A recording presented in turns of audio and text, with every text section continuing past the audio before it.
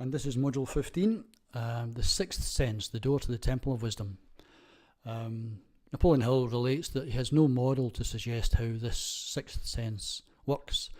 But if you have a look at the graphic that I had in an earlier module to do with the flow of information and the subconscious and the conscious mind and various other aspects, a lot of that's taken from Ho'oponopono, and it's worth having a little study of that graphic to see how that relates to your beliefs or thoughts as to how the sixth sense, the intuitive aspect of that creative intelligence, how that flows through you.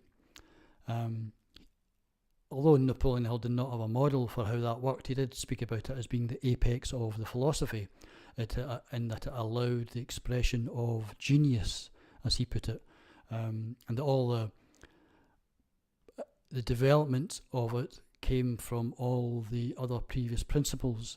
So applying and clarifying and working from the exercises in all the previous modules would allow you to then have a better use and access to the sixth sense, the intuition. And intuition has been described in other areas as being the highest faculty of the soul. Now, if that's the case, I think that's worth encouraging. It requires, in terms of the problem-solving aspect, there's a certain amount that you have to think and work with when it comes to available knowledge. And often it's worth doing that to a time scale, that you will think about this for a certain amount of time, and then you will let go and allow your subconscious to kind of come back to you with a response via the means of the sixth sense. And it takes that attitude of having faith and humility that you will allow that information to flow when the sixth sense wishes it to come back to you. And it generally will come back to you at a point where your conscious mind is not attending to the problem or working on the problem. So you do have to kind of let go and take space to allow that sixth sense to apply. And often people will use that before going to sleep or before a nap to allow that to happen. I mean, Thomas Edison is noted as doing something similar. I think he decried the notion of having a good night's sleep, but at the same time he did have these little micro naps where he would have a problem that he needed working on.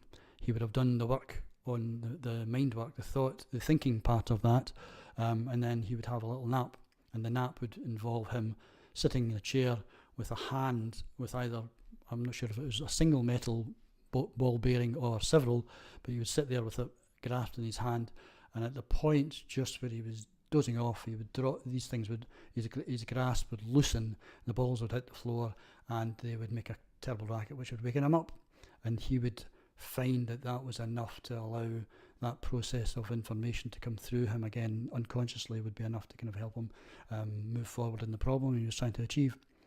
So there you go. The action steps for this, there's an exercise that Napoleon Hill includes to do with the notion of invention and genius.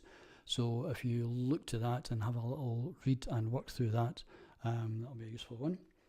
And the last action step is prior to the conclusion of the course, which we'll go on to.